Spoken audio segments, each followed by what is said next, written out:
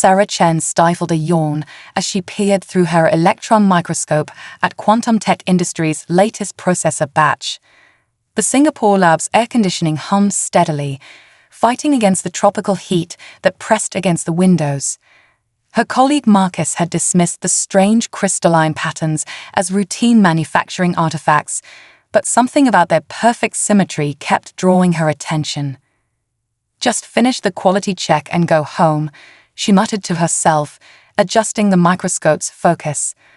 The crystals sparkled with an almost organic quality, refracting light in ways that defied her 6 years of semiconductor experience. Sarah grabbed her tablet and began documenting the anomaly, her fingers flying across the screen as she noted every unusual characteristic. The lab door whooshed open. "Still here, Chen." Dr. Zhang, her supervisor, walked in holding his ever-present coffee mug. "It's almost 8. "Dr. Zhang, could you look at this?" Sarah adjusted her microscope. "These crystalline formations, they're growing." He set down his coffee and leaned over the microscope. Sarah watched his expression shift from mild annoyance to genuine concern. "How long have you been tracking this?" 3 hours. I've documented a 0.03% increase in size." She pulled up her data. "The pattern is consistent across all 20 test processors." Dr. Zhang straightened, his face pale. "Lock down these samples. I need to make some calls." Within hours, Sarah's lab became the center of a global technological mystery. Similar crystal patterns emerged in quantum processors across Asia, then Europe, and finally the Americas. Each formation exhibited the same impossible growth rate and perfect symmetry. As Sarah prepared her findings for a global technology summit, she noticed something that made her heart race. The crystals weren't just growing, they were communicating. Subtle changes in one processor's pattern would appear minutes later in others, thousands of miles apart. The revelation came during a rainy Tuesday morning, 30 days after her initial discovery. Sarah sat in a packed auditorium at the Singapore Conference Center, surrounded by the world's leading scientists and technology experts. Her presentation slide showed a time-lapse of the crystal growth. "These aren't manufacturing defects," she explained, her voice steady despite her racing heart. "The patterns suggest a silicon crystal hybrid technology far beyond our current capabilities. Based on their growth rate and communication patterns, I believe these are artificial structures intentionally placed within our quantum processing networks." The room erupted in murmurs. A scientist from MIT stood up. "Are you suggesting?" "Yes." Sarah took a deep breath. "We're looking at evidence of non-human technology. An advanced species has been integrating their technology into our systems, presumably to study or influence our digital infrastructure." The announcement should have caused panic. Instead, humanity's response demonstrated why the Nexary's careful infiltration would ultimately fail. Within hours, technology companies worldwide began sharing data, breaking down corporate barriers in an unprecedented show of cooperation.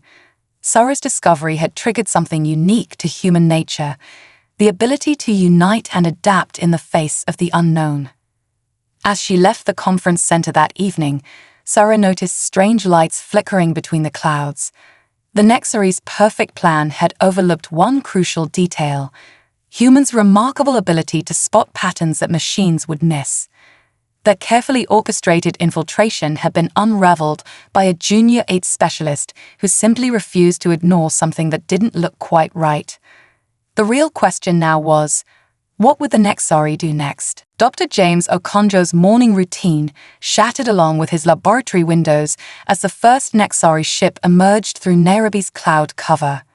The massive crystalline structure caught the sunrise, throwing rainbow fractals across the city's skyline.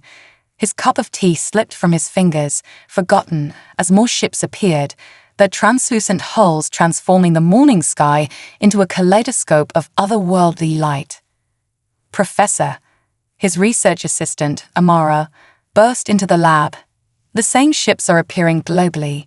New York, London, Tokyo, they're everywhere." James barely heard her.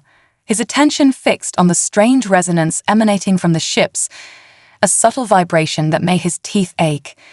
As a leading researcher in acoustic physics, he recognized something unusual in that sound. "Get me the spectral analyzer," he said, already moving toward his equipment, "and contact Dr. Chen in Singapore. Her crystal samples might be connected to this." The Nexary's first transmission came as James calibrated his instruments. Every screen worldwide displayed the same message: "Your technological integration is complete. Resistance is unnecessary. We offer efficient governance." Humanity's response was anything but efficient. Military forces worldwide scrambled jets, only to find their electronic systems failing mysteriously. Modern weapons prove useless against the crystalline ships, their targeting systems corrupted by the very same technology Sarah Chen had discovered. But in his Nairobi laboratory, James noticed something extraordinary. As fighter jets rolled overhead, his instruments detected a fascinating pattern. The Nexary ship's crystalline structure vibrated in response to certain sound frequencies, particularly those generated by the aircraft's sonic booms. "Amara, look at this," he pointed to his readings. "The crystal resonance patterns match what Dr. Chen found in the quantum processors. They're not just similar, they're identical." Working through the chaos of that first day, James and his team discovered that specific sound frequencies could disrupt the alien crystal's molecular structure. Each blast from a passing jet momentarily destabilized the ship's integrity, though not enough to cause damage. "We need a stronger acoustic source," James muttered, watching a failed military attempt through his window. "Something powerful enough to match their resonant frequency." As night fell over Nairobi, the Nexary ships took up positions above major cities worldwide. Their crystal technology had already compromised Earth's modern defense systems, but they hadn't counted on human ingenuity finding a solution beyond their digital reach. James sent his findings to Sarah Chen, who quickly confirmed the correlation with her processor samples. Within hours, scientists worldwide began sharing data through older analog systems that the Nexary couldn't access. The aliens' digital infiltration had overlooked humanity's ability to revert to simpler, uncompromised technology. "Dr. Okonjo," Amara called from her workstation, "You need to see this." She played a recording from earlier that day. When enhanced and slowed down, the Nexary ship's resonance pattern became clear. It wasn't just a side effect of their technology, it was their weakness. As James stared at the analysis, a plan began forming in his mind. The Nexary's greatest strength, their crystalline technology, could become their downfall. Now they just needed to find a way to create a powerful enough sound wave to exploit it. In the darkened lab, surrounded by the alien ship's ethereal glow, humanity's counterattack began to take shape. Miguel Ramirez hadn't touched his ham radio equipment in years, but as he watched the crystalline ships hover above Mexico City, he knew it was time to dust off his old hobby. The Nexary controlled all digital communications now, their crystal technology having infiltrated every modern network. Yet they couldn't monitor the analog airwaves that ham radio operators had used for decades. "CQ, CQ," he transmitted, using the universal call for assistance. "This is XC1 Mex, broadcasting from Mexico City. Anyone receiving?" Static crackled before a voice responded in accented English. "This is JA1 Ham in Tokyo. We're organizing a network. The aliens can't track these frequencies." Within hours, Miguel's modest radio shack became a hub of resistance communication. Ham radio operators worldwide created an intricate web of information sharing, which they dubbed the Echo Network. Dr. Okonjo's acoustic research spread rapidly through these channels, reaching basement inventors and garage tinkerers across the globe. Sarah Chen's voice cut through the static one evening. "The crystals respond to specific harmonics," she explained over the radio network. "We need to amplify Dr. Okonjo's discoveries. Any device that can produce the right frequency could become a weapon." Miguel watched through his window as a Nexari patrol ship drifted past, its crystalline surface refracting the setting sun. Below, people hurried to reach their homes before the imposed curfew. The aliens claimed their rule brought efficiency, but he saw only the silence of fear in his once vibrant city. "Got some interesting news from Brazil," crackled a voice through his radio. "They're having success with modified musical instruments. The resonance matches what Dr. Okonjo predicted." Miguel's eyes fell on his daughter's violin case in the corner. She hadn't played since the invasion began, but maybe now it could serve a different purpose. He'd opened his notebook, filled with frequency calculations shared through the Echo network. Late that night, he worked in his garage, modifying the violin with small amplifiers. His neighbors brought their instruments too: guitars, trumpets, even an old theremin. Each one was carefully tuned to produce the frequencies that Dr. Okonjo had discovered could disrupt Nexari crystal technology. "We're not just building weapons," he explained to his daughter Maria as she helped him adjust a guitar's amplification. "We're preserving our music, our culture, our humanity. The Nexari don't understand that by trying to silence us, they've given us our greatest weapon." The Echo network grew stronger each day. Radio operators coordinated resistance cells, sharing successes and failures. When the Nexari disrupted power in one area, others would relay messages. Their rigid hierarchical command structure couldn't adapt to humanity's flexible grassroots organization. Miguel tested his modified violin, watching with satisfaction as a nearby crystal sensor shattered. The sound was barely audible to human ears, but its effect on Nexari technology was devastating. "Echo Network, this is XC1 MEX," he transmitted. "Prototype successful. Sending specifications now." As he transmitted the designs through the analog network, Miguel smiled. The Nexari had expected submission, but instead, they'd inspired a symphony of resistance. Humanity's oldest technologies had become the key to fighting their newest threat. Above, the crystalline ships continued their patrol, unaware that in garages and workshops across the globe, an arsenal of musical instruments was being prepared for the concert that would shake their empire to its foundations. Marina Santos never intended to become a hero of the resistance. On the rooftop of her apartment building in Rio de Janeiro, she practiced with her berimbau, the traditional Brazilian musical bow that had been passed down through generations of her family. The crystalline, Nexari control tower loomed nearby, its surface catching the golden light of sunset. "A little music to remember who we are," she whispered, drawing the wooden stick across the berimbau's wire. The ancient instrument sang its distinctive tone into the evening air. Marina almost dropped it when she noticed something extraordinary. The nearby Nexari monitoring crystal flickered with each note. Her hands trembling with excitement, she played again, focusing on the crystal. There it was, an unmistakable distortion in its structure. Years of playing had taught her to recognize every subtle tone her berimbau could produce, and now she methodically tested each one, documenting the crystal's reactions. Through the Echo network, Marina's discovery reached Dr. Okonjo in Nairobi within hours. The berimbau's unique resonance pattern, he explained over the radio waves, matches the exact frequency we've been searching for. Its traditional construction creates harmonics that our modern instruments couldn't replicate. Word spread rapidly through the underground resistance. In hidden workshops across Brazil, craftsmen began producing berimbaus, modifying them according to Marina's specifications. Each instrument was carefully tuned to produce the crystal-shattering frequency. "Our ancestors knew things we've forgotten," Marina explained to a group of musicians gathering secretly in her apartment.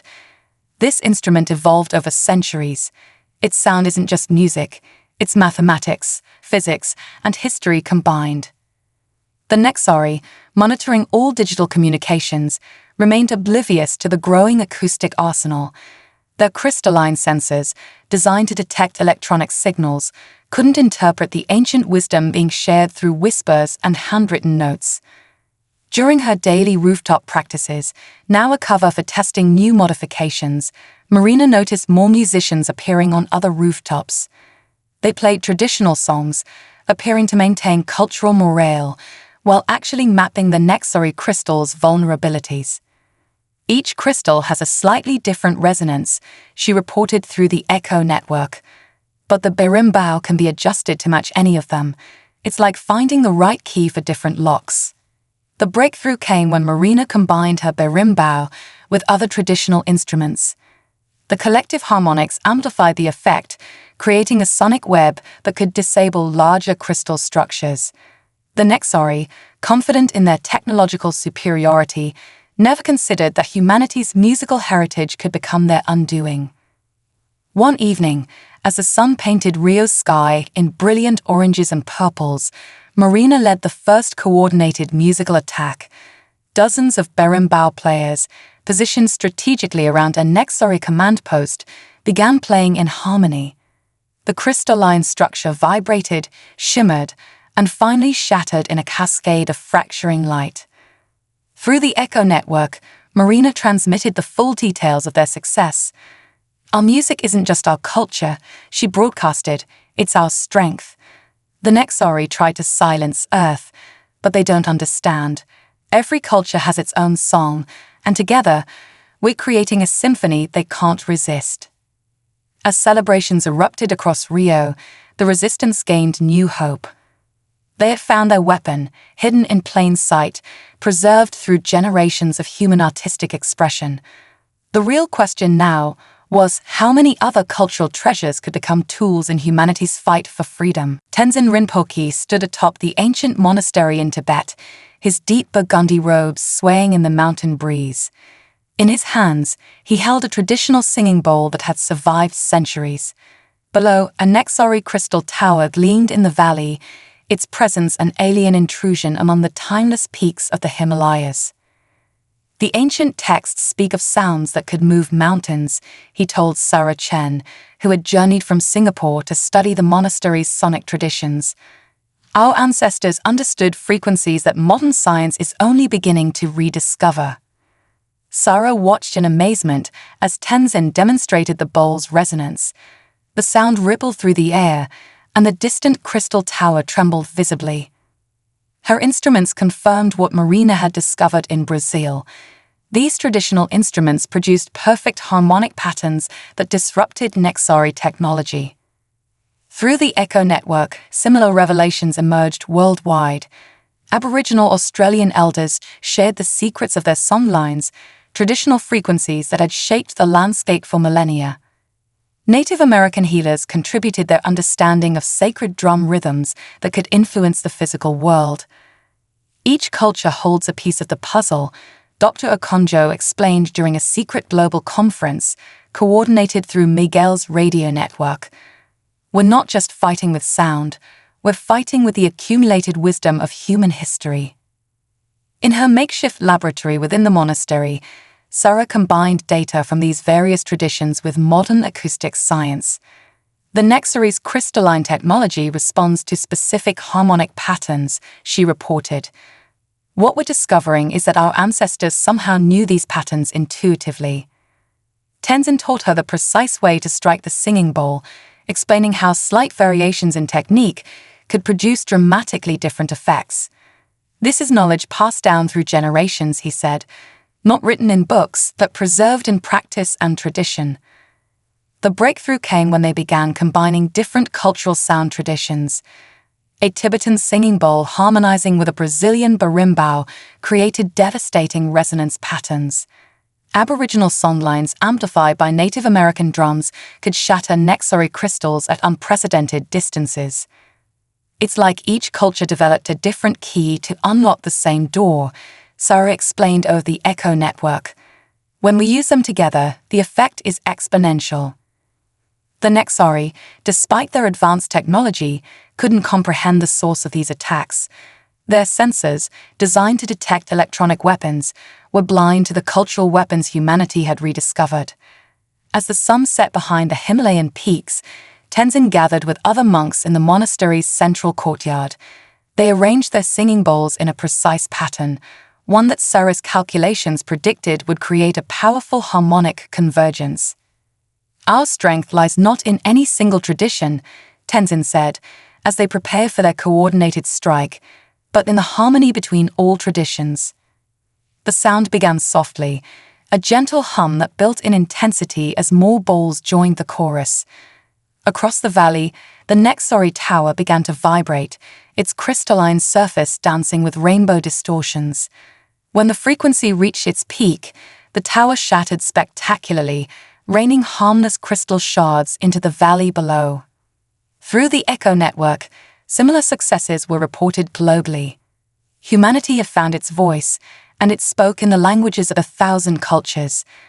The Nexori would soon learn that Earth's greatest weapon wasn't technology, it was the richness of human heritage, preserved through millennia, and now unleashed in harmony. The Sydney Opera House had stood silent since the Nexori arrival, its distinctive shells reflecting the crystalline ships that hovered above the harbour. Tonight, however, conductor Elena Rossi stood before a unique orchestra. Traditional musicians from every continent filled the concert hall, their instruments a striking blend of ancient and modern. Operation Earthsong begins at dawn, she announced, checking her watch. As the sun rises in each time zone, we join the symphony. The Nexori won't expect music to be their downfall. Dr. Okonjo's voice crackled through the radio system Miguel had installed. Remember, the harmonic convergence must be precise. Each traditional instrument adds another layer of resonance. Together, they'll create a wave powerful enough to disrupt their entire crystal network. Elena studied the assembled musicians. Aboriginal didgeridoo players sat beside Tibetan monks with their singing bowls. Marina Santos and her berimbau ensemble have flown in from Brazil. Native American drummers tuned their instruments while Chinese Auri masters adjusted their strings. We've mapped every Nexori crystal structure in the Sydney region, Sarah Chen reported from her position in the control room. Their pattern recognition systems are looking for electronic attacks. They won't see this coming. As the first light of dawn touched the Opera House's peaks, Elena raised her baton. The didgeridoo players began first, their ancient instruments producing deep resonant tones that made the air vibrate. The Tibetan bowls joined next, their pure notes weaving through the deeper sounds. Above the harbour, the Nexori ships trembled slightly. Encouraged, Elena brought in the drums, their rhythmic patterns matching the frequencies Dr. Okonjo had calculated. Marina's berimbas added their distinctive voice to the growing symphony. Through the Echo network, they heard similar performances beginning across Asia. Traditional instruments in each region joined the growing wave of sound. The Nexori ships began to show visible signs of distress, their crystalline surfaces rippling like water. The harmonic wave is building, Sarah reported, watching her instruments. Each cultural tradition adds another frequency they can't defend against. Their shields are failing. Elena conducted with passionate precision, bringing in each instrument group at exactly the right moment. The combined sound swelled, not just music, but a declaration of humanity's united strength. The crystal ships above Sydney Harbour shuddered violently. Through the radio network, reports flooded in. In Tibet, the monks' chorded bowls had shattered a major Nexori command center. Marina's berimbau network in Rio had disabled their entire southern defensive grid. Native American drum circles had cracked crystal towers across North America. The Nexori launched desperate countermeasures, but their electronic defenses proved useless against the pure acoustic assault. Their ships, designed to withstand the most advanced weapons, were helpless against the harmonious fusion of Earth's oldest musical traditions. As the sun rose fully over Sydney Harbour, the massive crystal ships began to break apart. Fragments of alien technology rained down, dissolving harmlessly before they reached the water. The Opera House itself seemed to sing, its shells amplifying the victory symphony. Elena kept conducting until the last ship shattered, then lowered her baton to thunderous applause. Through the Echo network, similar celebrations echoed from every continent. Humanity had proved that its greatest strength lay not in matching the Nexori's technology, but in uniting its diverse cultural heritage into an unstoppable force. The dawn of a new era had begun, heralded not by weapons of destruction, but by the harmonious unity of human artistic expression. In the aftermath of Operation Earthsong, Dr. James Okonjo stood in his Nairobi laboratory, studying a peculiar phenomenon. The shattered Nexari crystals were reconstructing themselves, but in a different pattern. Instead of their original aggressive red hue, they now pulsed with gentle blue light. "They're trying to communicate," Sarah Chen observed through the video link from Singapore. The Echo Network, initially built for resistance, now served as humanity's channel for understanding their former enemies. The crystals are forming new harmonic patterns. The first breakthrough came from an unexpected source. Marina Santos, experimenting with her berimbau in Rio, discovered that the reconstructed crystals responded to music differently. Rather than shattering, they amplified and transformed the sounds, creating haunting melodies that seemed to carry meaning. "It's like learning our languages," Marina reported, her voice filled with wonder. "Not just words, but the emotions behind our music." In Tibet, Tenzin Rinpoche confirmed similar observations. The crystals near his monastery resonated with the monks' chants, creating intricate patterns that translated into comprehensible messages.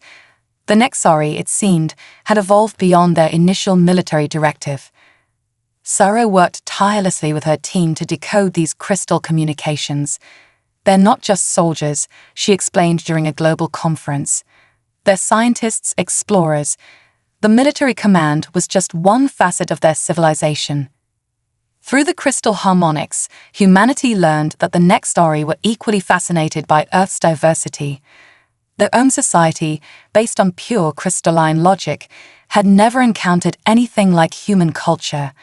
The defeat by Earth's united musical traditions had forced them to reevaluate everything they believed about strength and progress. "We offer knowledge in exchange for understanding," the crystals sang in their ethereal tones. The message repeated worldwide, each crystal adapting its frequency to match local musical traditions. At the United Nations Assembly in New York, representatives from Earth's nations gathered to discuss the unprecedented offer. Elena Rossi, still wearing her conductor's attire, demonstrated how the crystals now enhanced rather than fought against human music. "They're not asking for surrender or offering conquest anymore," she explained, drawing her bow across a crystal-enhanced violin. The sound filled the assembly hall with colors visible to every eye. "They're asking to learn from us, even as they offer to teach." Dr. Okonjo presented his latest research showing how Nexari crystal technology could revolutionize everything from medical science to environmental restoration. But more importantly, he emphasized, they want to understand what makes us human. Our arts, our cultures, our ability to find strength in diversity.